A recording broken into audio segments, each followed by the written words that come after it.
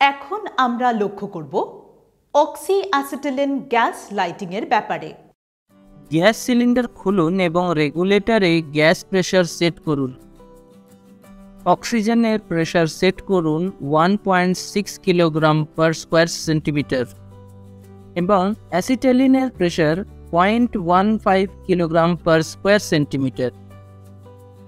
Oxygen pressure রেগুলেটরকে ব্যবহার করা হয় অক্সিজেন সিলিন্ডারের গ্যাসের প্রেসার কমানোর জন্য, যাতে এই প্রেসার ব্যবহারযোগ্য হতে পারে আর ব্লো পাইপে এক নির্ধারিত মাত্রায় সবসময় অক্সিজেন যেতে পারে সেটা নিয়ন্ত্রণ করা। থ্রেডেড কানেকশনগুলো ডান দিকে থ্রেডেড করা থাকে। অ্যাসিটিলিন রেগুলেটরকে ব্যবহার করা হয় সিলিন্ডারের গ্যাসের প্রেসার কমানোর জন্য, যাতে এই প্রেসার ব্যবহারযোগ্য হতে পারে আর ব্লো পাইপে এক নির্ধারিত মাত্রায় সবসময় অ্যাসিটিলিন গ্যাস যেতে পারে সেটা নিয়ন্ত্রণ করা। থ্রেডেড কানেকশনগুলো বাম দিকে থাকে। অ্যাসিটিলিন রেগুলেটরকে দ্রুত চিহ্নিত করার জন্য একটা গ্রুপ পেছনের দিকে কোণেতে কাটা থাকে। এবার অ্যাসিটিলিন কন্ট্রোল ভালভকে 1/4 ব্লো পাইপে ঘুরিয়ে দিন আর স্পার্ক লাইটারকে জ্বালান।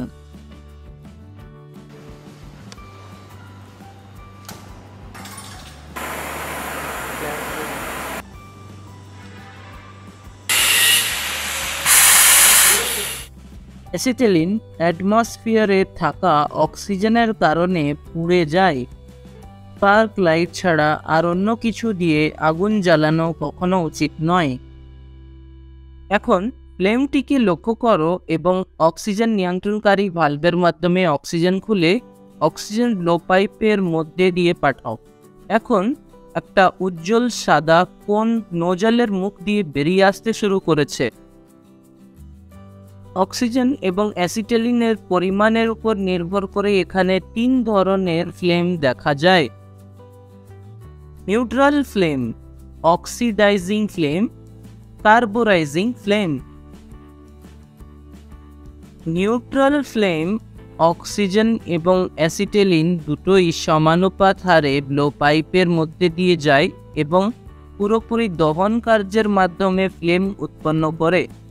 এই ফ্লেম থেকে ধাতু বা সংযুক্তকারী ধাতু কারোর কোনো ক্ষতি হয় না, যার মানে এই ধাতুগুলি থেকে বিক্রিয়া করে অক্সিডাইজড বা কার্বন বের হয় না।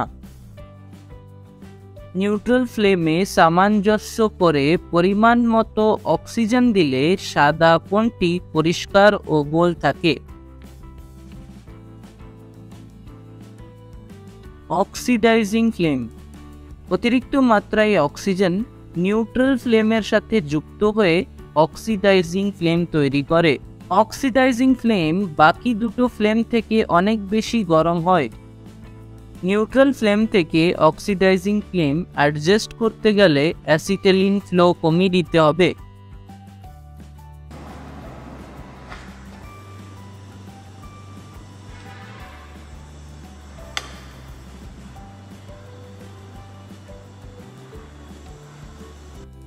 কার্বোরাইজিং ফ্লেম ব্লো পাইপের দ্বারা অক্সিজেনের উপর থেকে অনেক বেশি অ্যাসিটিলিন গ্রহণ করে।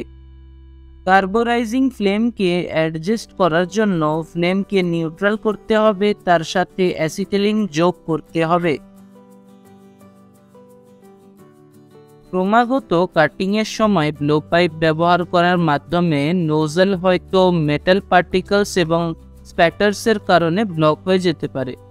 এটাকে সরানোর জন্য নোজল ক্লিনার ব্যবহার করতে হয়। একটা বিশেষ টিপ ক্লিনার টর্চের বাক্সর সাথে দেওয়া হয়। প্রতিটি টিপের জন্য এক ধরনের ড্রিল এবং স্মুথ ফাইল করা থাকে। টিপটি পরিষ্কার করার আগে সঠিক ড্রিলটি বাছাই করুন এবং টিপটাকে উপর এবং নিচে না ঘুরিয়ে এটি সরান।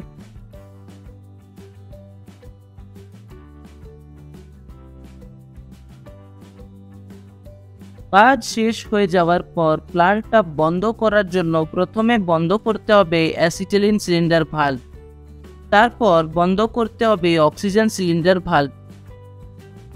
এখন ব্লো পাইপের অ্যাসিটিলিন ভালভ এবং অক্সিজেন ভালভ খুলে পুরো গ্যাসের চাপটা বের করে নিতে হবে। রেগুলেটরের উপর উভয় প্রেশার গজেস যেন অবশ্যই 0 দেখায়। তারপর খুলে দিতে হবে অ্যাসিটিলিন এবং অক্সিজেন রেগুলেটর প্রেশারের অ্যাডজাস্টিং স্ক্রু। এখন ব্লো পাইপ, অ্যাসিটিলিন ভালভ এবং অক্সিজেন ভালভ বন্ধ করুন।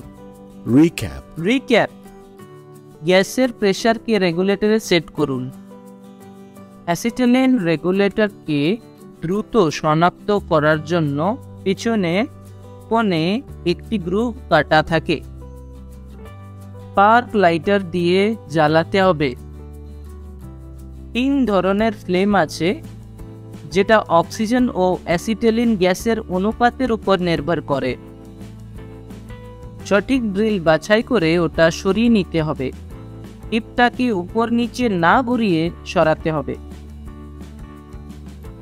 প্লান্ট বন্ধ করার সময় প্রথমে অ্যাসিটিলিন সিলিন্ডার ভালভ বন্ধ করতে হবে, তারপর অক্সিজেন সিলিন্ডার ভালভ